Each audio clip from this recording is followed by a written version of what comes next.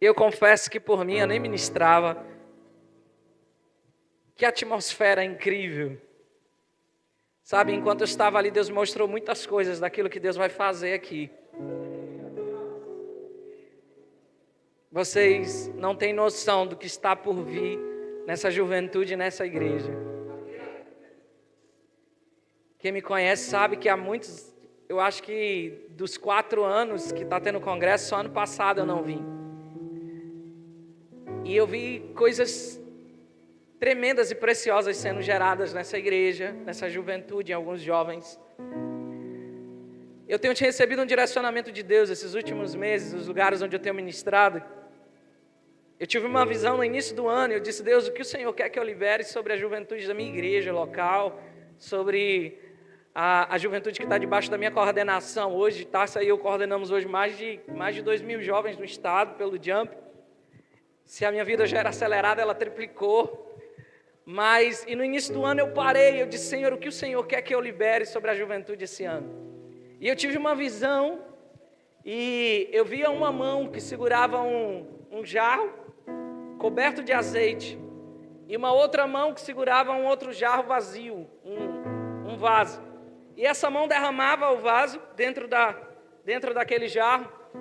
Só que todo aquele azeite que estava sendo derramado, ele caía no chão. Não ficava nada ali dentro.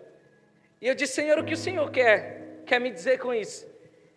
E Deus começou a ministrar o meu coração e dizer assim: olha, muito do que tem sido liberado sobre essa juventude, muito do que vocês estão fluindo, estão liberando, a maioria não tem recebido, a maioria tem deixado passar, tem visto como uma experiência, mas não tem trazido aquilo para o seu dia a dia. E o Espírito Santo começou a ministrar no meu coração e dizer: vocês precisam voltar ao início, vocês precisam voltar ao começo, vocês precisam voltar a ter paixão pelas coisas simples que essa geração tem se perdido nela. Você tem que começar a gerar de volta no coração dessa juventude a paixão por orar, a paixão por ler a Bíblia, a paixão por vigílias, a paixão por simplesmente desfrutar da presença. Às vezes nós estamos liberando coisas tão profundas, mas entra aqui e sai por aqui, eles não se atentam, não percebem. E quando eu vi aquela água, aquele azeite sendo derramado e ele esparramando no chão, eu entendi, querido, que muitos de nós não temos base, não temos algo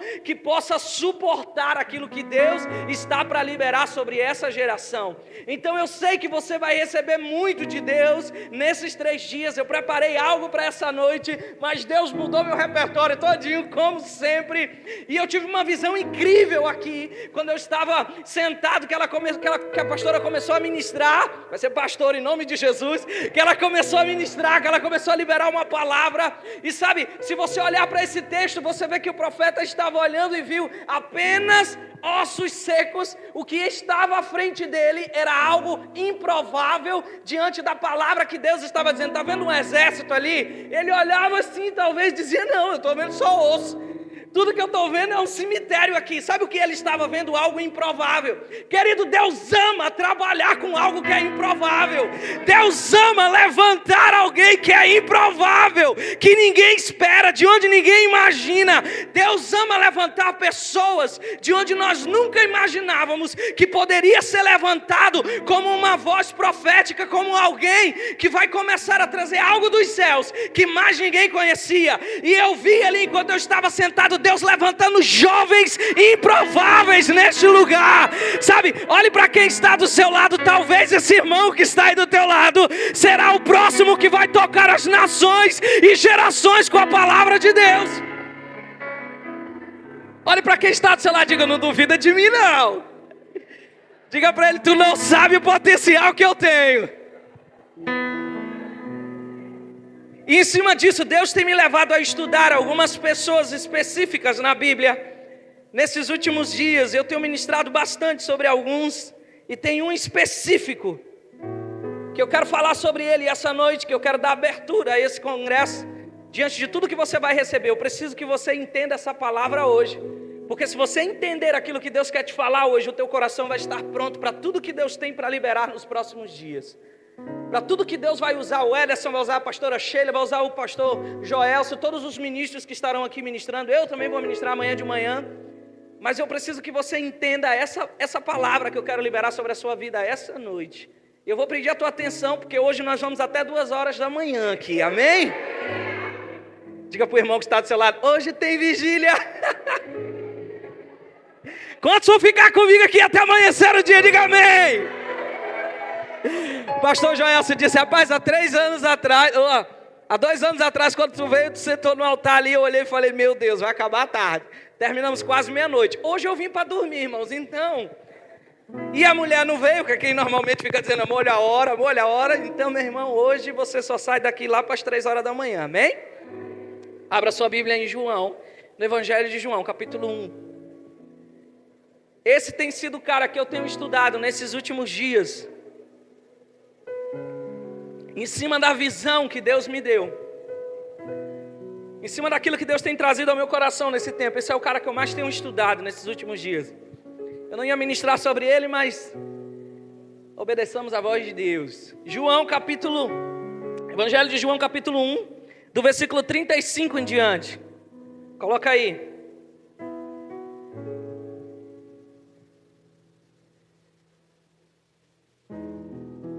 Vocês estão comigo, amém? Quantos aqui não me conhecem ainda? Faz sinalzinho assim. Tem uma galera que não me conhece. Perderam muita coisa não, viu, irmãos? Mas deixa eu me apresentar, né? A galera que não me conhece. Eu sou casado com a mulher mais linda do Brasil e do mundo. Tárcia de Paula Borges Lima. Irmãos, se você é solteiro, olhe para a minha vida e acredite. Há esperança para você. Porque se ouve para mim... Minha mulher é linda, uma mulher de Deus. Ela vai assistir depois, né? Então estou fazendo feedback. Minha mulher é linda, uma mulher de Deus. Nós somos do Ministério Eu Chamar em Maceió. Hoje somos coordenadores da Juventude Amidoso do Estado. E para mim é uma honra estar aqui. Tenho um carinho especial por esse pastor. Hoje eu vim voando, irmão. Você nem imagina. Olha, eu não sabia que aquele carro corria tanto. Esse rapaz segurou aquele negócio do lado ali. E eu sei que ele estava orando. Anjos, querubins, serafins.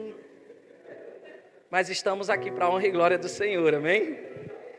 Quem achou aí, diga amém.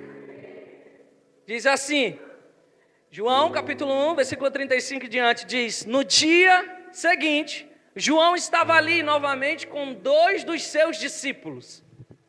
Quando viu Jesus passando, diz, vejam, é o Cordeiro de Deus. Ouvindo dizer isso, os 2 discípulos seguiram Jesus. Voltando-se e vendo Jesus que os 2 o seguiam, perguntaram-lhe, o que vocês querem? Eles disseram, Rabi, que significa mestre, onde estás hospedado? Respondeu ele, venha e verão, ou vem e vede. Então foram por volta das 4 horas da tarde, viram onde ele estava hospedado e passaram com ele aquele dia inteiro. Para só te abrir. Agora fecha os teus olhos, vamos orar. Pai, nós exaltamos o teu nome essa noite, Senhor. Aquilo que o Senhor já preparou para essa noite. Deus, nós cremos que a tua presença é real neste lugar. A atmosfera está pronta, o ambiente está pronto. Nós cremos que o Senhor está aqui, que os corações estão prontos. Então, Pai, em nome de Jesus, que essa noite nós sejamos tocados pelo poder da tua palavra, que ela nos transforme, que ela nos molde, que toda distração caia por terra em nome de Jesus e que toda mente seja cativa ao senhorio de Cristo neste lugar.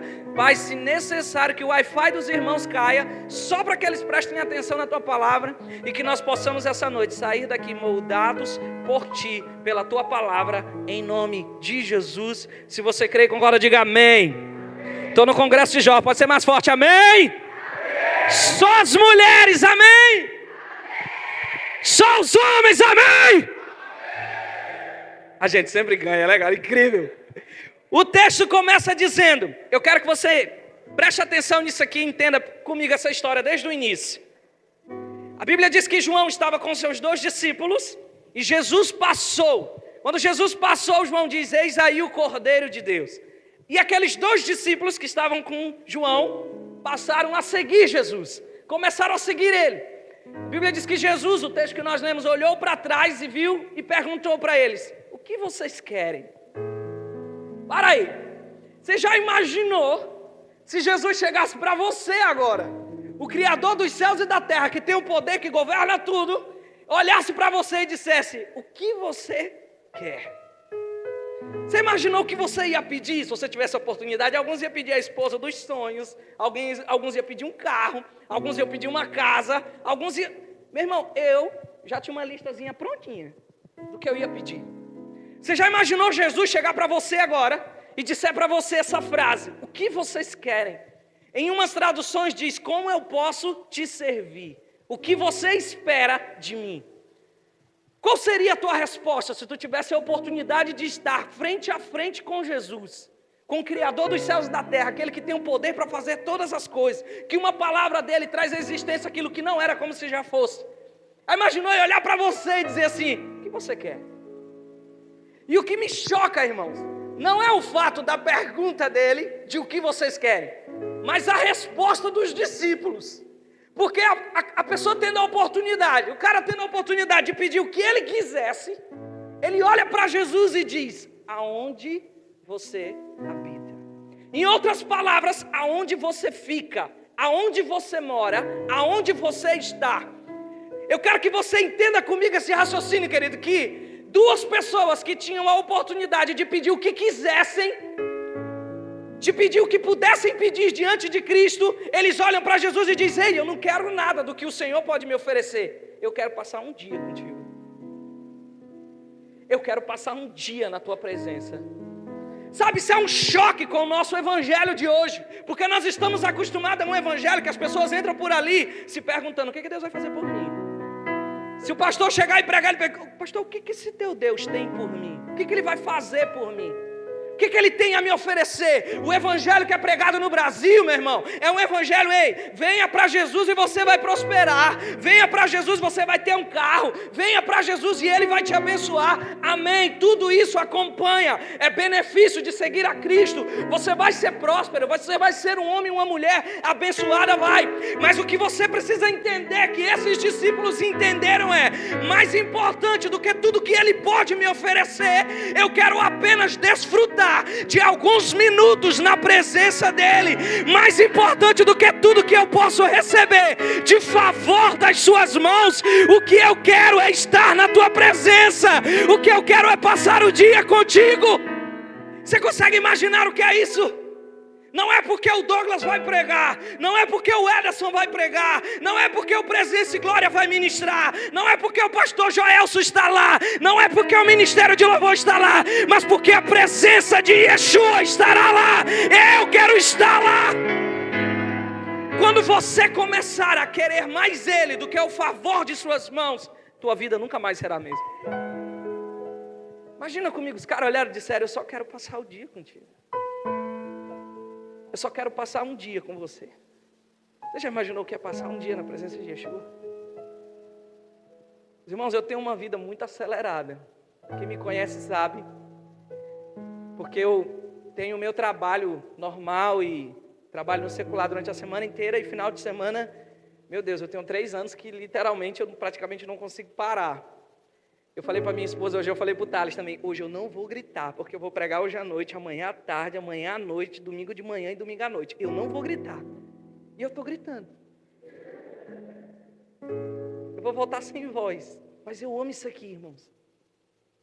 E quando eu estou no meu carro, sozinho, eu paro ali, às vezes eu estou viajando com a Tatá para algum canto, e eu paro, e ela sabe que quando eu paro, eu estou só ouvindo e desfrutando da presença dele. Às vezes você está tão acelerado que você não sabe o que é parar e simplesmente desfrutar da presença dele. Às vezes você está tão preocupado com o final do congresso ou com o final do culto, que você imagina que vai ser um chava da poxa, que você não desfruta só durante a presença dele. Imagina, esses 2 discípulos olharam e disseram: eu quero só passar o dia com você. Agora vamos para o texto, que nós nem começamos a pregar ainda. Continua aí o versículo. A Bíblia diz que eles passaram o dia inteiro com Jesus. Aí lá no versículo 40 diz: André, irmão de Simão Pedro, era um dos 2 discípulos que tinham ouvido o que João dissera a respeito e havia seguido Jesus. O primeiro que ele encontrou foi Simão, seu irmão, e lhe disse: achamos o Messias. Preste atenção, a Bíblia diz que André era um desses 2 discípulos. André era irmão de Simão. E assim que ele soube, entendeu que Jesus era o Messias, para quem foi que ele saiu correndo para contar, irmão? Vou dar R$100 para quem acertar. Para quem foi que ele correu para contar? Para quem? Diga mais forte, para quem? Por que quando você ouve falar de Jesus, você quer falar para todo mundo, menos para a tua casa? Por que o teu ministério tem que começar de fora e não por dentro?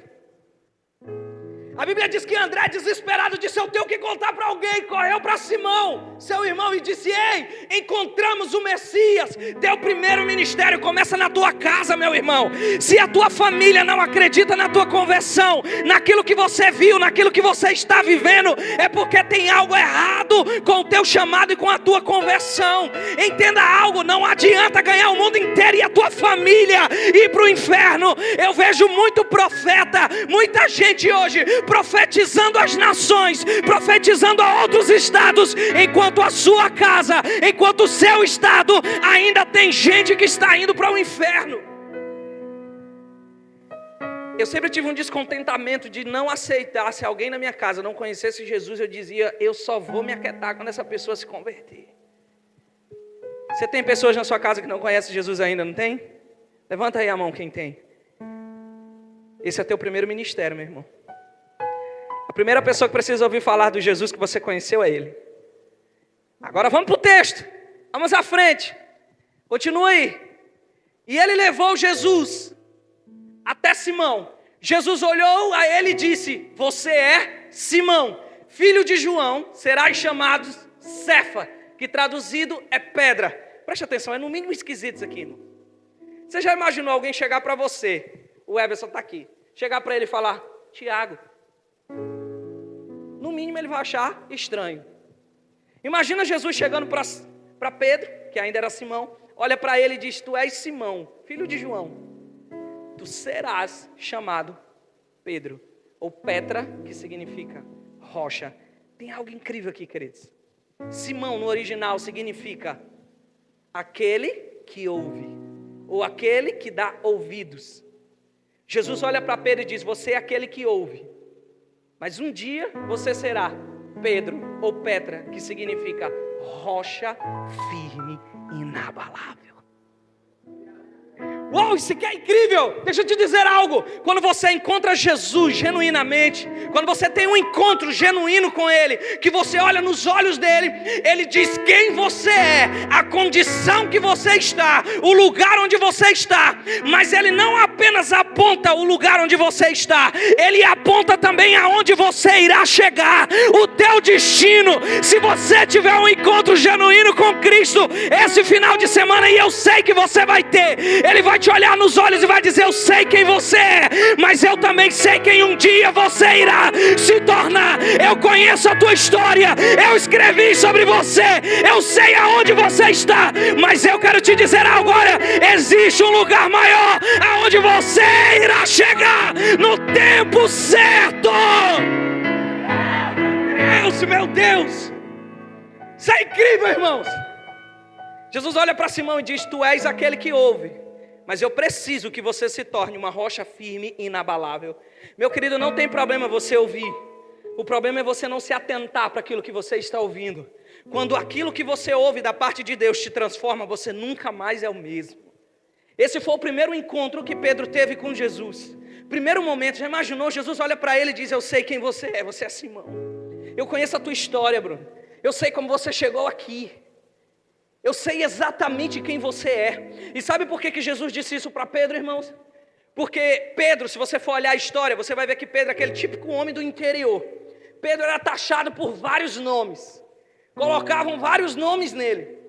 Jesus chega e diz assim: ei, não importa os nomes que te deram, não importa aquilo que disseram a teu respeito, não importa aquilo que falaram sobre você, não importa como te definiram até hoje, eu sou aquele que te conhece, que construiu você, que fez a tua história, que escreveu tudo ao teu respeito. Eu estou dizendo quem você é. Não importa o que falaram sobre você até aqui, porque o que define você não é o que os outros dizem, mas aquele que escreveu os teus dias e diz ao teu respeito: eu conheço você como ninguém. Eu posso dizer quem você é, e eu posso apontar aonde você vai chegar um dia.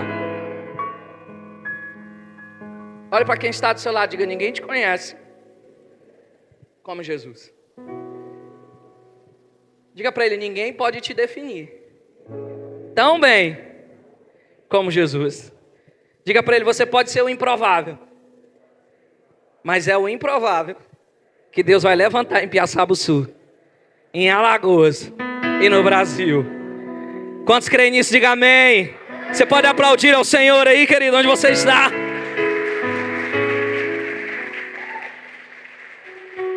Uou! Meu Deus! Meu Deus! Jesus olhou para Pedro e disse, ei, eu sei quem você é. Eu sei aonde você vai chegar. Eu conheço toda a tua história. Eu sei tudo ao teu respeito. Esse foi o primeiro encontro de Pedro com Jesus. Primeirinho. E eu não vou narrar tudo. Não vou pedir para você abrir. Mas o segundo encontro de Jesus com Pedro, a Bíblia diz que Jesus estava passando na beira do mar, na beira do lago. Jesus encontrou 3 homens pescando. A Bíblia diz que eles eram pescadores. Jesus olhou para Pedro e disse, venha e me siga. Eu vou te fazer pescadores. Você conhece o texto, né? Tem algo incrível aqui, querido. Você viu Jesus dizendo para Pedro vir fazer outra coisa? O que ele estava fazendo? Diga comigo, pescando. O que foi que Jesus chamou ele para fazer? Diga comigo, pescar. O que Pedro estava fazendo? O que Jesus chamou ele para fazer? Por que a gente acha que quando a gente aceita Jesus, a gente tem que mudar a nossa chamada específica? Por que a gente acabou resumindo que a igreja se define apenas aos ministérios eclesiásticos? Eu só posso servir a Deus se eu tocar, se eu cantar, se eu dançar. Quem te disse isso? Na verdade, a igreja ministrou isso durante muitos anos. Existe algo vocacional em você, específico, que Deus te cobriu de talentos e dons para você fazer. Quantos aqui sonham ser psicólogos? Levanta a mão aí. Seja sério. Quantos aqui sonham ser psicólogo ou psicóloga? Essa é a profissão mais almejada hoje. E a mais necessária hoje. Quantos aqui sonham ser médicos, doutores? A galera aqui gosta. Advogados. Tu já é um advogado, né? Quase.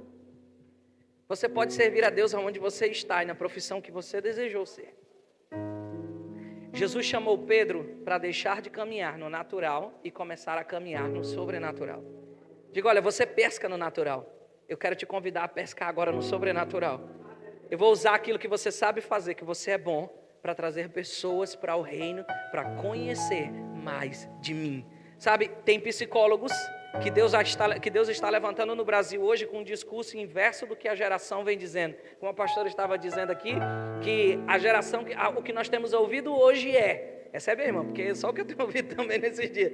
O que nós temos ouvido hoje nesses dias nós estamos na maior geração do suicídio, na maior geração essa vai ser a geração de maior número de suicídio da história. Mas eu creio que Deus está levantando psicólogos profissionais, pessoas que vão mudar esse discurso, que vão ser canal de bênção aonde Deus colocar eles para ministrar sobre a vida de todos. Jesus olhou para Pedro e disse, ei, eu te apresento agora o teu ministério, meu irmão. Eu apresento para você agora o que você vai fazer. Venha e me siga. E a Bíblia diz que Pedro, imediatamente com aqueles discípulos, decidiram seguir Jesus e começaram a conhecê-lo de perto e a caminhar com ele. Segundo encontro de Jesus com Pedro. Volta aí comigo. Primeiro encontro, Jesus olha para Pedro e diz quem ele era e disse quem um dia ele seria. Segundo encontro de Pedro com Jesus, Jesus apresenta para Pedro o ministério dele. Diz, você será pescador não apenas de peixe, mas pescador de homem. O terceiro momento, mais importante talvez, onde a igreja tanto ministra e tanto fala, de Pedro com Jesus, foi o momento, eu não vou pedir para abrir por conta do tempo,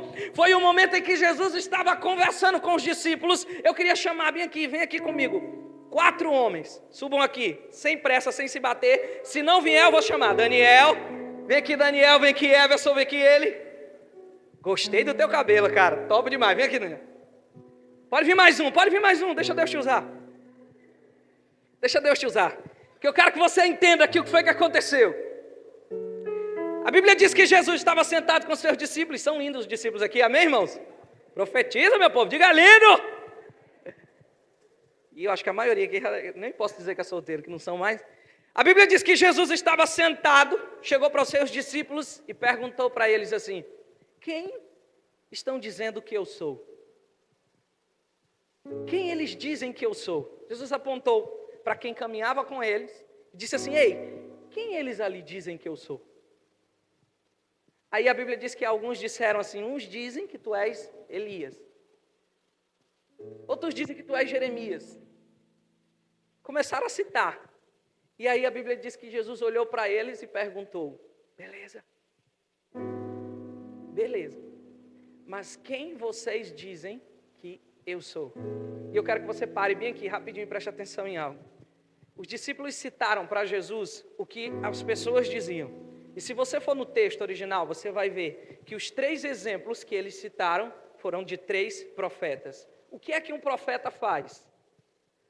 Como é que um profeta é reconhecido? Por aquilo que ele faz e por aquilo que ele anuncia. Em outras palavras, o profeta é reconhecido por aquilo que ele faz. Jesus estava perguntando aos discípulos: eu sei que eles enxergam o que eu faço, mas eu não quero saber se vocês me enxergam como eles me enxergam. Eu quero saber, vocês que estão caminhando comigo todos esses anos, esses 3 anos e meio aqui, como é que vocês me veem? Eles me veem por aquilo que eu faço. Vocês precisam me ver de forma diferente. Sabe por quê? Os profetas eram reconhecidos pelos seus feitos, mas Jesus estava perguntando para pessoas que caminhavam com ele todos os dias: quem vocês dizem que eu sou? Eles me definem por aquilo que eu faço. Como vocês me definem? Aí eu quero ver quem aqui é bom de Bíblia. A Bíblia diz que Pedro se levantou e disse: amém. Pastor. Amém. Tu és o Cristo, né? Filho do Deus vivo. Em nome de Jesus. Foi isso que ele falou. Eu falei por isso que Mas fala com ênfase. Tu és o Cristo, Filho do Deus vivo, em nome de Jesus.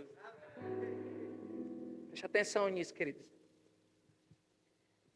Pedro ouviu de Jesus lá no início: tu és Simão, filho de João. Um dia tu serás chamado Pedro. Tu és Simão, aquele que ouve. Um dia você será rocha firme e inabalável. Jesus chamou Pedro no segundo encontro e disse: ei, vem andar comigo. Aí lá na frente, onde nós estamos vendo agora nesse texto, Jesus está falando com os discípulos e perguntando: quem eles dizem que eu sou? Aí eles apontam, eles dizem que tu és Elias, eles dizem que tu és Jeremias, eles apontam os profetas que são reconhecidos por aquilo que eles fazem. E Jesus diz: mas vocês que caminham comigo, quem vocês dizem que eu sou? Aí aquele homem lá do início, que era aquele que ouve, agora olha para Jesus e diz: tu és o Cristo, o Filho do Deus vivo. Deixa eu te dizer algo. Para você ter a revelação de quem você vai ser em Deus, um congresso, ou uma experiência, um culto, pode te dizer. Mas para ter a revelação de quem Deus é, só caminhando com Ele dia a dia. Jesus olhou para os discípulos e disse assim: eu não quero saber o que eles veem em mim, porque eles veem o que eu faço. Eu quero saber o que vocês veem em mim, que caminham comigo todos os dias. E aí tem algo extraordinário aqui. A teologia acredita que essa foi a primeira vez em que ouviu-se a palavra Cristo na face da terra. Quem disse para Pedro que ele era o Cristo? Aí Jesus olha para ele e diz: tu és bem-aventurado, homem, porque não foi ninguém da terra quem te disse isso, mas o meu Pai que estás no céu. Aí agora Jesus não diz mais: tu serás Pedro. Jesus olha para ele e diz: e eu te digo que tu és Pedro, e sobre essa rocha edificarei a minha igreja. Percebe a diferença, meu querido? Talvez você, e é onde eu quero que você entenda essa noite, podem sentar, seus lindos. Talvez você esteja vivendo daquilo que você ouviu de Deus, de quem você seria um dia. Tem gente que está aqui desde o primeiro congresso, que ouviu uma palavra de Deus na sua direção: você vai ser um pastor, você vai ser um ministro, você vai ser um profeta, você vai ser alguém usado por Deus. Eu não sei o que você ouviu de Deus, mas aquilo que você ouviu de Deus é um convite dele dizendo: isso é o que eu tenho para você, mas para você chegar neste lugar, venha e me siga, caminhe comigo todos os dias, me conheça não apenas de ouvir falar, mas de caminhar comigo. A nossa juventude é uma juventude superficial, porque é uma juventude que vive de culto, que vive de experiências de congresso. Deus está te chamando para viver Mateus 6. Tranca a porta do teu quarto e em intimidade eu vou falar com você. Você pode ter a revelação de quem um dia você vai ser em Deus, mas a revelação de quem Deus é, você só vai ter caminhando com Ele diariamente.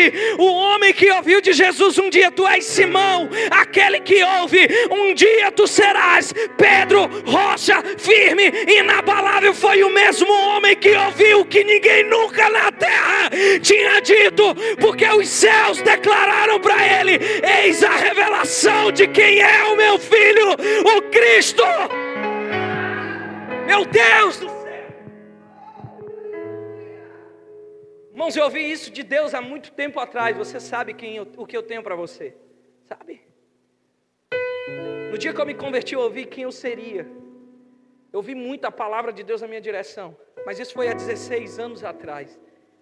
Entre o dia que eu ouvi quem eu seria em Deus, até o dia que eu tenho começado a me tornar quem Ele disse que eu seria, meu irmão, quantas coisas eu não vivi. Imagina, Pedro ouviu lá no início: tu serás chamado Pedro. Ele chegou aqui. E quando Jesus olhou para ele, cheio de poder e autoridade, olhou e disse: tu és o Cristo, porque eu te conheço. Ele te conhece por aquilo que tu fazes. Eu te conheço porque eu ando contigo, porque eu almoço na mesa contigo, porque eu janto na mesa contigo, porque eu durmo ao teu lado.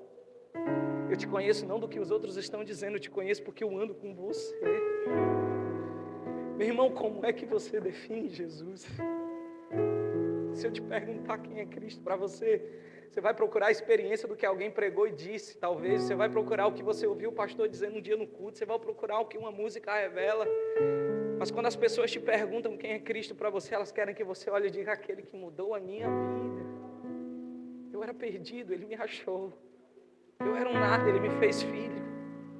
Eu estava totalmente sem rumo, Ele me deu um caminho. Qual a revelação que você tem de Cristo? Nós somos cristãos. Cristão significa pequeno Cristo no original. Significa que é a reprodução de Cristo. Significa que as pessoas, a revelação que as pessoas têm via Sabuçu de quem Cristo é resultado do Cristo que você apresenta. Quando eles olham para você, que Cristo eles veem? Que definição você consegue dar para Cristo? Como é que você conseguiria definir Ele? A igreja brasileira tem muita palavra liberada sobre ela, muita promessa liberada sobre ela, muita coisa liberada sobre ela. Mas eu comecei a estudar a vida de Pedro, eu comecei a fazer um comparativo entre Pedro e a igreja brasileira. Como são parecidas. Pedro é aquele típico homem do interior, fala pelos cotovelos, agoniado, impulsivo demais, apressado, não pensa muitas vezes antes de agir, intenso. Sabe que a igreja brasileira é intensa. Alguém que quando você, antes mesmo de chamar para frente, o povo já vai se jogando, se ajoelhando e chorando que sai o catarro. Você não vê isso em outras nações, como você vê no Brasil. Você não vê um povo tão entregue em outras nações como nós vemos no Brasil. Mas o problema é que, assim como Pedro, o Brasil é uma nação que ouve, uma nação que vem, que se humilha, que se lança, ela é intensa em se humilhar. Mas ela não é constante, ela não é firme. Ela não mantém-se firme, ela é abalada de acordo com as coisas que acontecem ao redor. Sabe, a tua fé, ela precisa se tornar, não como Simão, aquele que ouve, mas como Pedro, firme, rocha inabalável. Porque se uma pandemia, meu irmão, parar a igreja, significa que a igreja não está pronta para o que está por vir. E a pandemia foi muito pequena diante das guerras que ainda está por vir para nós vivermos como igreja. Eu lembro que há anos atrás a Nívia Soares cantava: aquilo que é abalável será abalado, mas aquilo que é inabalável permanecerá de pé. Há anos atrás a Nívia dizia isso. Sabe o que nós temos visto hoje? Muitas igrejas vazias, porque pessoas foram abaladas diante de uma pandemia. Mas eu creio que Deus está levantando um exército de inabaláveis, de homens e mulheres que não apenas ouvem, mas que agora se tornam firmes e inabaláveis, independente do que aconteça. Mas sabe por quê? Porque eles conhecem o Deus ao qual eles servem. Eles conhecem Jesus, de caminhar de perto, de estar com Ele, de amar a sua presença. Lembra no início em que os discípulos disseram: eu não quero o favor das tuas mãos, eu quero apenas passar um dia com você, estar na tua presença. Deixa eu te dizer algo, você quer ser usado por Deus nessa geração? Deus tem algo para liberar nessa geração através da tua vida, eu creio. Mas só quando você entender que mais importante do que o que você faz por Ele é quem você tem se tornado nele todos os dias. Não é aquilo que eu vou liberar, é aquilo que eu já recebi. Não é aquilo que eu vou dizer, é aquilo que eu já ouvi. Antes de eu ministrar para você, eu sentei e ouvi aquilo que Deus tinha para dizer. Não queira liberar sobre outros aquilo que não chegou na tua vida ainda. Não queira derramar sobre outros aquilo que não está transbordando em você. Entenda algo, Ele quer que você o conheça, que você passe horas na presença dEle, que você gaste e invista tempo adorando a Ele, porque o que você vai viver no externo vai ser natural, porque o secreto está moldado com a palavra de Deus. É uma geração que quer ser lançada, mas que não entende a importância de ser guardada. Antes de uma flecha ser colocada no arco, ela primeiro passa pela aljava. Antes de você ser enviado, primeiro você vai ouvir a voz daquele que vai te enviar. Qual a revelação que você tem dele? Qual é? Nós nos tornamos uma juventude que vive de conferência. Eu não preciso perguntar, mas talvez tem gente aqui que a última vez que veio na igreja foi perto do congresso no ano passado. O Deus mudou? Não, Ele é imutável. Você que precisa deixar de ser aquele que ouve para se tornar rocha firme e inabalável. E aí vamos caminhar mais um pouco, porque meu tempo já ultrapassou. Mas nós vamos até 3 horas da manhã. Imagine comigo, depois que Pedro ouve isso, você imagina que Pedro deve ter se sentido o cara, o último biscoito do pacote. Imagina aquele galinho de peito espinado.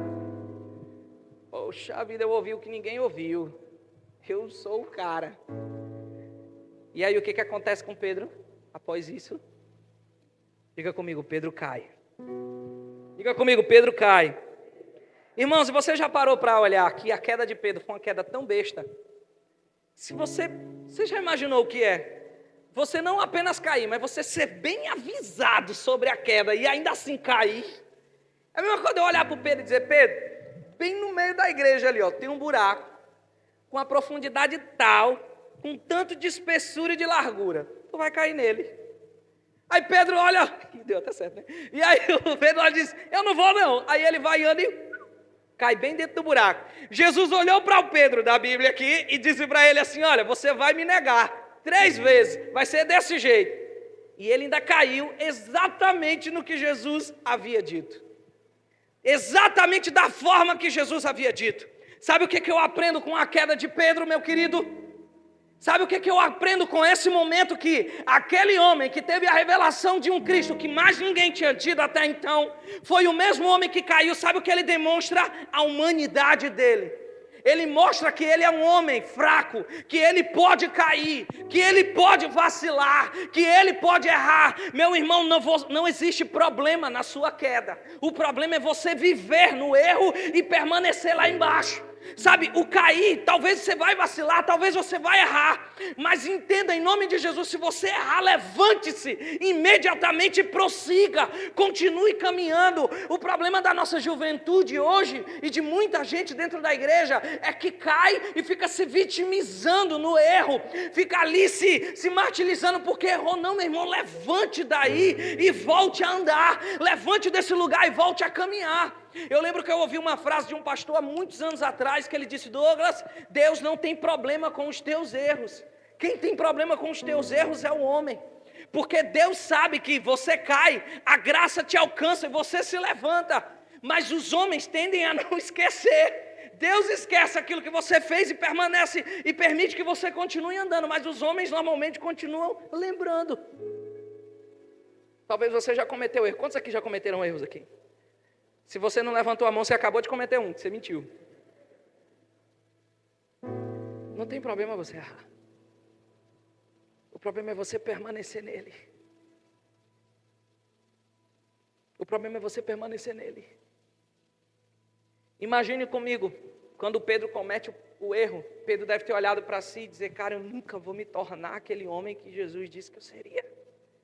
Eu lembro que no dia que eu me converti, o pastor que orou por mim, lá numa cidadezinha no interior do Pará, de 25 mil habitantes, ele olhou para mim e disse, um dia, Deus vai te fazer líder sobre líderes e pastor sobre pastores. Eu disse, isso é o maior absurdo da sua vida. Mas eu fiquei calado e fui embora. No mesmo dia, meu irmão, eu cometi um erro, cometi um pecado, e eu comecei a me vitimizar e dizer, eu nunca vou ser aquele homem. Eu nunca vou ser aquela pessoa que aquele pastor profetizou. E eu comecei a gritar dentro do meu quarto e a chorar dentro do meu quarto, dizendo, o Senhor escolheu a pessoa errada. Porque eu nunca vou me tornar aquele homem. Eu acabei de ouvir uma palavra e eu já estou pecando. Eu acabei de ouvir algo incrível, eu já estou aqui caindo, eu já estou aqui vacilando.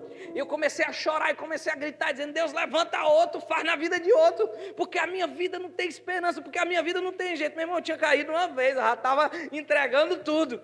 E na hora o Espírito Santo veio, inundou o meu quarto, ele começou a dizer, ei, entenda, você está no processo, você ainda está caminhando para se tornar quem um dia eu disse que você seria. Quantos aqui já ouviram uma palavra de Deus na tua direção? Levanta a mão aí. Quantos aqui já ouviram uma promessa de Deus na tua vida? Levanta a mão. Beleza, pode baixar a mão. Agora seja sincero e me diga, quantos aqui já estão vendo essa promessa se cumprir? Levanta a mão. Nem todos, irmãos. E é porque Deus mentiu? Não, é porque existe uma palavra na nossa vida que nos move, que é chamada processo. Deus trabalha com processos. Existe o tempo para essas coisas acontecerem na tua vida, para você estar pronto. Nesse intervalo você vai cair, nesse intervalo você vai vacilar. Isso mostra a tua humanidade. Mas entenda, aonde abundou o pecado, superabundou a graça. Não importa se você caiu, não importa se você ouviu uma palavra de Deus e talvez você parou por medo, Deus está te convidando a voltar a andar. Ele está dizendo, ei, um erro não define você, um erro não te define.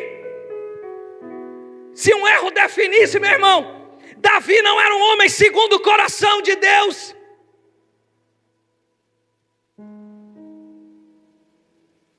O problema é que você precisa entender que você caiu, errou, levante-se, volte a andar. A Bíblia diz que depois que Pedro caiu, eu estou caminhando para o final, só preciso de mais 4 horas. A Bíblia diz que depois que Pedro caiu, Pedro negou Jesus 3 vezes. Você conhece a história, não vou abrir. Pedro fez o quê? Pedro voltou a pescar. Porque normalmente quando você cai, você volta às velhas práticas. Pedro foi lá atrás voltar a pescar. Já prestou atenção? É só um irmão cair na igreja que ele volta a fazer o que ele fazia antes. Ele desiste de tudo e volta a pescar. Aí você vai no texto, você vai ver que Pedro colocou a túnica dele no chão, que túnica simboliza ministério. E Pedro foi com mais os parceiros dele pescar. Passaram a noite inteira pescando. Aí a música do Samuel Mariano, né? Quem manda? Não, da Samuel Mariano não, essa, né? Essa é da Midian, né? É porque eles têm uma música parecida, né? Deu errado. Tá aqui, Tony. Deu errado. Sua pesca a noite toda não teve sucesso. Eita, baixou o pentecostal, né? E agora, seu amanhã? Pedro passou a noite inteira pescando e não pegou nada. Meu irmão, ei, tem algo incrível aqui. Diga comigo, Pedro. Diga comigo, Pedro era profissional. Era fera, ele era bom. Agora olha para o irmão que está do seu lado, diga, você pode ser bom, você pode ser fera, mas sem Jesus não vai dar certo. Diga para ele assim, depois que você conheceu Jesus, sua vida nunca mais será a mesma. Diga para ele, até naquilo que você era bom, sem ele, você vai se perder. Porque tudo que você faz é debaixo de uma palavra dele. O cara era fera naquilo que ele fazia. Passou a noite inteira e não pegou nada. Aí Jesus aparece. Aí começa a segunda parte da música. Me ajuda, meu irmão. Essa aí essa da Midian, menino? Mas está acontecendo culto na beira do mar. E é Jesus quem vai pregar. Aí Jesus olha e diz, ei, pegaram alguma coisa? Irmãos, eu acho que não tem uma pergunta pior de você responder do que quando algo dá errado e você chegar perguntando, deu certo? Jesus olha para eles e diz, eu quero correr no tempo aqui. Jesus olha para eles e diz, ei, lança do outro lado. A Bíblia diz que eles lançaram do outro lado, pegaram uma multidão de peixe que nem cabia no barco. Mas o que eu quero ressaltar com você que é algo interessante. Jesus, na hora que liberou aquela palavra, Pedro obedeceu. Pedro entendeu na mesma hora, ele é o Messias. A Bíblia diz que Pedro não se contentou. Olha aí o Brasil, né, sendo brasileiro intenso. Ele pulou do barco, saiu nadando, chegou na margem. Ele pegou a túnica dele, que era o ministério que ele tinha deixado de lado, colocou de volta nos seus ombros e olhou para Jesus. E Jesus olhou para ele. E aí Jesus disse, ei, irresponsável, você me negou, você me abandonou, você é um desastrado. Não, foi isso que Jesus fez, mas era isso que você faria. É isso que nós fazemos quando alguém erra na igreja. É isso que nós fazemos quando alguém vem humilhado aqui na igreja. A gente olha e diz, beleza, você se humilhou, eu sei que Jesus perdoa, mas irmão, que pecado, hein?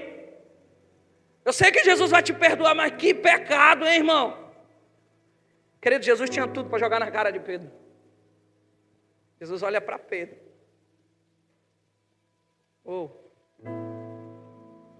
Pedro pegou o ministério dele, colocou de volta ali. Jesus olha para Pedro e pergunta, ei, e aqui tem algo incrível, quando você pode ir no texto depois em casa. Jesus preparou um ambiente semelhante ao ambiente que Pedro havia negado Jesus. Se você for na Bíblia, você vai ver que quando Pedro negou Jesus, tinha peixe, as pessoas estavam comendo, tinha fogo. Quando Jesus foi confrontar Pedro, Jesus colocou uma fogueira, tinha um pão, só faltava o peixe que ele estava trazendo. Jesus preparou um ambiente parecido para curar Pedro. Jesus olha para Pedro e pergunta, Pedro, tu me amas? Pedro olha para Jesus e diz, Senhor, eu te amo. Jesus pergunta de novo, Pedro, tu me amas? Jesus olha para Pedro e diz, Senhor, eu te amo. Jesus pergunta de novo, Pedro, tu me amas? Pedro responde, sim, Senhor, tu sabes que eu te amo. Sabe qual que é a diferença de Pedro para Judas? Judas não esperou o terceiro dia. Pedro esperou o terceiro dia. Dentro de Pedro ele sabia que a palavra que Jesus tinha dito, ao terceiro dia eu vou ressuscitar, se cumpriria. E tem algo incrível aqui, queridos. A Bíblia diz que aonde abundou o pecado,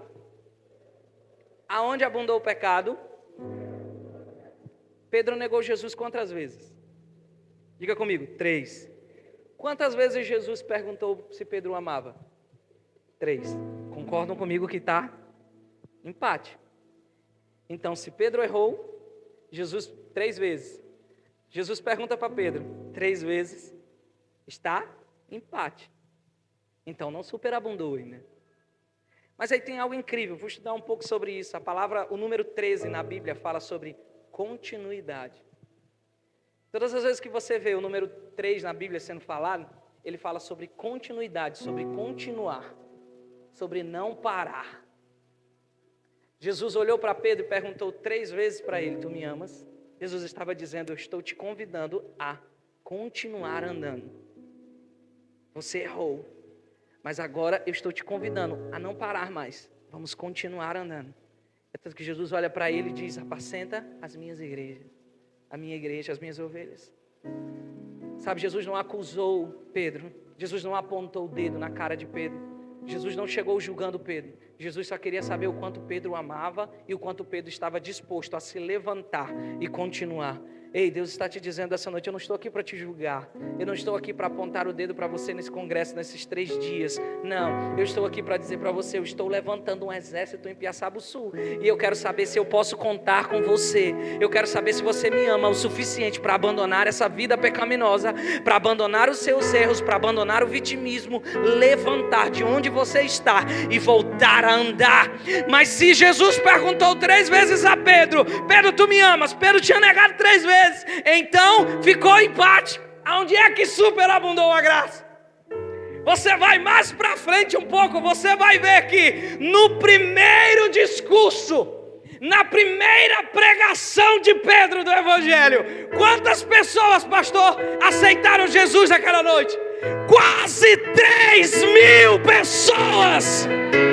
Porque Pedro não parou, porque Pedro continuou, porque o Evangelho, meu irmão, ele é continuidade. Talvez você olhe para quem está do seu lado e diga, ele errou, ele pecou, ele vacilou. Jesus está olhando para ele, está sondando o coração dele e olhando se ele me ama, ele vai continuar. E aonde abundou o pecado, vai superabundar a graça. No primeiro discurso de Pedro, quase 3.000 pessoas reconheceram Jesus como Senhor e Salvador. E aqui eu quero finalizar te dizendo, para o judeu acredita que todas as vezes que alguém tem um nome mudado, ele não muda apenas de nome, ele muda de destino. Deus mudou o nome de Abrão para Abraão, de Jacó para Israel. E tantos homens que Deus veio mudando na história. E Deus estava mudando o nome de Simão para Pedro. Jesus não estava apenas mudando o nome dele, estava mudando o destino dele. Sabe, esse é o Deus que eu sirvo. É um Deus que diz, ei, evangelho é continuidade. É continuar, é não parar. Nosso problema é porque a gente para. Jesus está dizendo, ei, não parem, continue. Se Pedro tivesse parado ali, quase 3.000 pessoas não tinham sido alcançadas por ele. Mas porque ele caiu, se levantou, foi perdoado, continuou. Ele estava ali discursando, anunciando as boas novas do Evangelho. E uma multidão reconhecendo Jesus como Senhor e Salvador. Talvez você parou. Talvez as circunstâncias ao teu redor, o teu erro, te fez parar, desacelerar. Eu quero abrir esse congresso. Ainda vou ministrar amanhã de manhã. Ederson ainda vai ministrar, mas eu quero abrir esse congresso te convidando a se levantar e a continuar. Não importa o que te parou. Não importa o que disseram a teu respeito. Ninguém tem o poder de te definir, senão Deus. Pedro agora era Pedro, uma rocha firme, inabalável. Você ainda está no processo. O que você não pode fazer é parar. Jesus quer mudar o teu destino, não apenas o teu nome. Ele tem coisas lindas preparadas para a sua vida que você nem imagina. Mas se você decidir continuar, mesmo com tudo ao teu redor querendo te fazer parar, talvez você esteja cansado. Irmãos, eu lembro que eu orei alguns meses atrás e eu estava bem cansado. Eu comentei isso com algumas pessoas. Eu precisei passar numa psicóloga alguns meses atrás. Eu assumi o Jump e ao mesmo tempo que eu assumi o Jump, eu estava com juventude. Ao mesmo tempo que eu estava com juventude, eu estava com a rede ao Yang, que é a rede das nossas igrejas. Eu fiquei coordenando 3 projetos ao mesmo tempo. E fora isso, eu tinha o meu trabalho. E eu estava muito cansado. Muito cansado. Viajando para um lado e para o outro. Teve uma vez que Tássia e eu fomos seguidos por 2 vezes. Uma vez voltando de São Luís do Quitunda de madrugada. Viu, tua cidade? E outra vez, a gente voltando de Atalaia. E eu, nessa vez que nós estávamos voltando de Atalaia, o cara seguiu a gente por várias horas, por várias vezes, tentou parar o meu carro, tentou bater na lateral. E a minha esposa desesperada dentro do carro, e eu aqui querendo mostrar o homem sério, forte, morrendo de medo. E eu cheguei em casa, eu lembro que eu comecei a orar, eu disse, Deus, que loucura. Eu disse, mas amanhã eu vou de novo. E eu fui parar numa psicóloga muito cansada, e ela disse para mim assim, você é incansável, mas você precisa desacelerar um pouco, ou você não vai dar conta. Eu desacelerei um pouquinho, dei 2 passos para trás. E eu aprendi algo, desacelerar não significa parar, significa recuperar as forças para voltar a andar. Irmãos, eu não paro. Não é porque eu sou incansável, é porque eu só tenho uma vida. E ela não existe para outro propósito, senão que o nome do Senhor seja conhecido. O que foi que te parou? O que foi que te desacelerou? Talvez a decepção com o ministério. Talvez a decepção com o líder. Deixa eu te dizer algo. Nos céus não vai ter argumentos.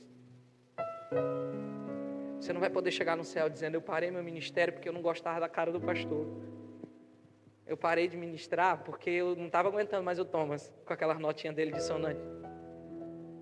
Digo, eu parei de ministrar, oi pastor, ó Deus, entende aí, o seguinte, olha, eu não dava mais conta ali. Não vai ter não, irmãos.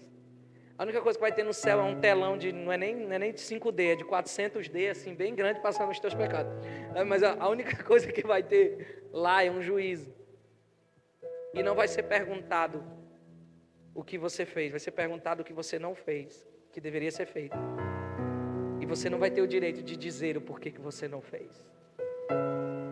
Você vai ser cobrado por aquilo que Deus te chamou para fazer. Você já parou para imaginar o peso disso? Então essa noite eu quero cumprir o papel de Jesus aqui. Eu quero te dizer, ninguém está aqui para te julgar. A pergunta dele para você é hoje, você quer continuar? Porque o Evangelho é continuidade. O Evangelho é continuar. É permanecer firme todo o tempo. Não parar. A diferença de Judas para Pedro é que Judas não esperou o terceiro dia. Pedro esperou e viu a oportunidade de recomeçar, de continuar de novo, de voltar de novo e de ter o seu destino mudado. Quero que você fique de pé no lugar onde você está.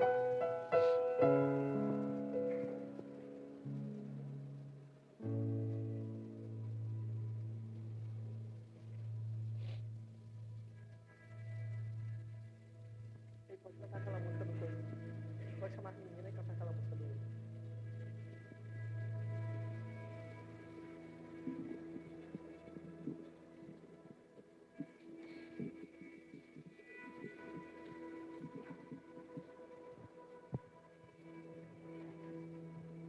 Sabe o que o profeta viu ali? Um vale de ossos secos. Algo improvável. Sabe, irmãos, eu sou alguém improvável. Sempre existiu, preste atenção, eu vou finalizar jazinho, lá para as 3 horas da manhã. Sempre existiu uma dúvida dentro de mim, um questionamento com Deus dentro de mim. Na minha família não existe ministros. Na minha família não existe pastores. Na minha família não existe músicos. Só na minha família direta dos meus pais, mas na minha geração não. E eu sempre que alguém dizia para mim assim, você vai ser um pregador. Eu olhava para trás e dizia, mas eu não tenho exemplos. Como é que eu vou fazer algo do nada, do zero? Eu não tenho para quem olhar para trás e ver isso. E eu dizia, Deus, eu sou um improvável. E Deus começou a me mostrar que eu não precisava olhar para trás, para os exemplos que eu tinha, mas para o que Ele tinha para a minha vida a partir dali. Talvez você olhe para o seu passado e você diga, cara, eu venho de um erro. Eu venho de um engano. Eu venho de um estupro. Eu venho de uma família destruída, com Como é que eu posso ser usado? Você é um improvável que Deus quer levantar nessa geração. Você é a pessoa que Deus quer levantar dentro da tua casa para mudar a história da tua geração. Você é a pessoa que Deus quer levantar aonde você está, para que a partir de você uma bênção chegue na tua casa e ela nunca mais seja a mesma. Eu entendi isso. A Bíblia está cheia de improváveis. Eu estava lendo um livro, eu vou finalizar já, eu digo isso 5 vezes, eu estou na 3ª. Eu estava lendo um livro, e eu vou finalizar realmente com isso. Os 3 reis. E ele faz uma comparação entre o dia em que Saul foi levantado e o dia em que Davi foi levantado rei. Você vai para a história, você vai ver que a Bíblia diz que o profeta foi levado até a casa de Jessé e lá perguntou: cadê os seus filhos? Ele olhou todos e viu que nenhum deles Deus aprovava. Aí ele perguntou: tem mais um? E aí Jessé disse: tem um que está lá no pátio. Ele falou: manda buscá-lo, que até que ele chegue ninguém se senta à mesa. Davi chegou. E, queridos, quando Saul foi ungido rei, havia uma multidão, porque todo Israel queria um rei, e eles pediram a Deus um rei. É tanto que Samuel falou com Deus, e Deus disse: eu não quero dar um rei, eu quero ser o rei deles. Ele disse: mas eles querem um rei, eles estão clamando por um rei. E Deus disse: então eu vou dar o rei que eles querem. Escolheu um homem bonito igual o pastor, um homem alto igual o pastor. Deu certinho. Escolheu um homem que nem o pastor, e levantou Saul como rei. E eu quero que você me ajude, que você vai se acordar também. E a Bíblia diz que quando... Cadê um homem bem alto aqui? Vem aqui, pastor, o senhor que é alto. Cadê um homem bem baixinho aí? Tem um baixinho aí? Vem aqui, Felipe. Pode tirar aqui, pastor. Deixa. Me ajuda a tirar. Me ajuda bem aqui. Pastor, me ajuda aqui.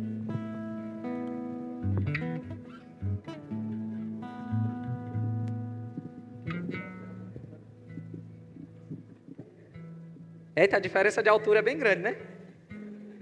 A Bíblia diz, a história conta na verdade, na Bíblia não vai relatar não, mas quando você vai para essa história, você lê esse livro, você vê isso. Quando Saul foi ungido rei, havia uma multidão em Israel gritando, e você vai gritar comigo, diga: viva o rei! Viva o rei! Mais forte, viva o rei! Viva o rei! Quando Davi foi ungido, estava o silêncio como vocês estão. Nem a família de Davi reconhecia ele como rei. Nem a família o aceitava como rei. Quando Saul foi ungido, foi colocado sobre ele uma coroa, foi colocado sobre ele uma manta de autoridade. Mas quando Davi foi ungido, não foi colocado nada sobre ele. Não colocaram uma coroa, não liberaram uma palavra sobre a vida dele. Não havia uma multidão. Quando Saul foi ungido, havia banda, porque todo mundo esperava um rei. Quando ele foi levantado rei, o povo gritava: viva o rei, e a banda tocava. Mas quando Davi foi ungido, havia um silêncio em uma casa, onde nem a família reconhecia ele como rei.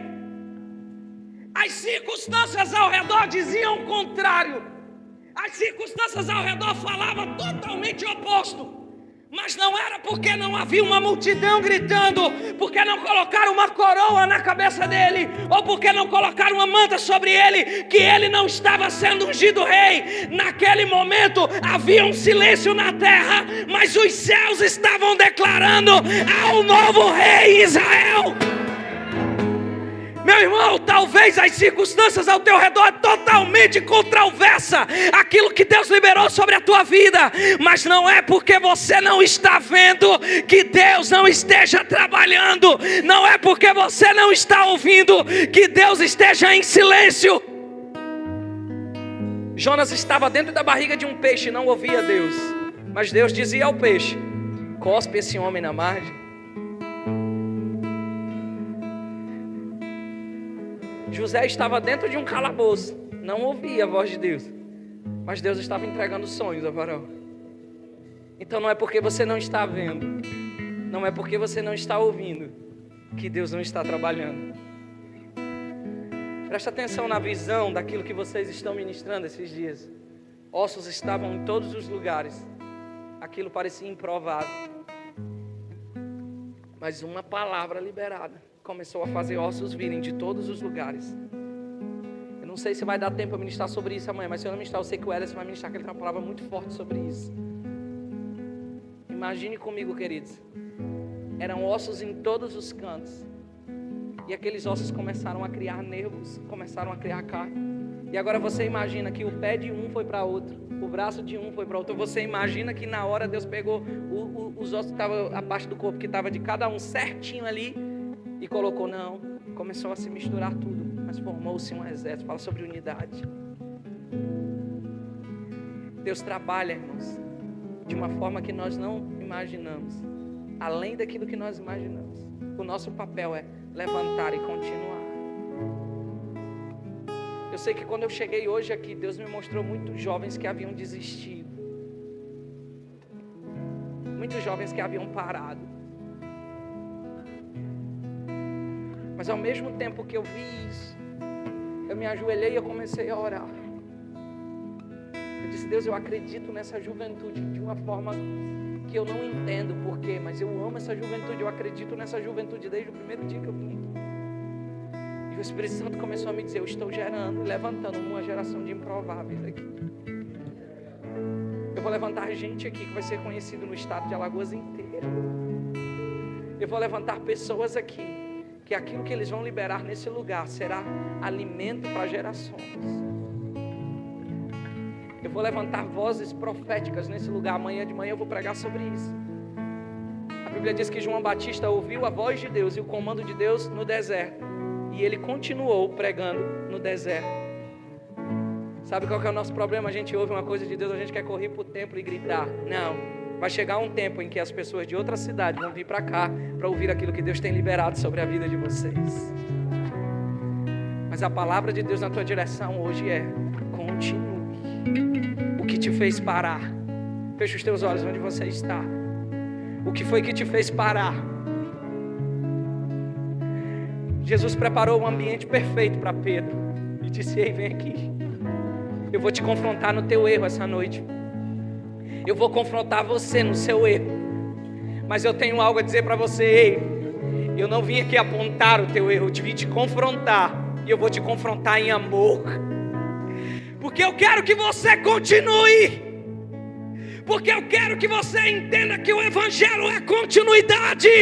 Não importa se você caiu e errou aqui. Eu tenho uma palavra de vida para você. Estou dizendo, levante-se e volte a andar. Não importa o que te parou. Não importa a palavra negativa que veio na tua direção. Não importa o que disseram que te paralisou. Eu sou um Deus que faz nova todas as coisas. De novo. E aonde não havia vida, eu libero vida. Deus está te chamando para continuar essa noite. Comece a orar aí onde você está. Comece a orar aí onde você está. Eu queria que você levantasse as suas mãos aos céus, no lugar onde você está. Levanta as suas mãos. Nós vamos cantar. Eu não sei o que você vai fazer aí. Se você vai se ajoelhar, se você vai vir para frente, se você vai vir para o meio, eu não sei o que você vai fazer. Mas hoje é uma noite de você se consertar com Ele e dizer, Pai, eu vou voltar a caminhar. Eu vou voltar a andar. Eu não vou parar na caminhada até que o Senhor venha. A minha vida queimará para que o teu nome seja conhecido.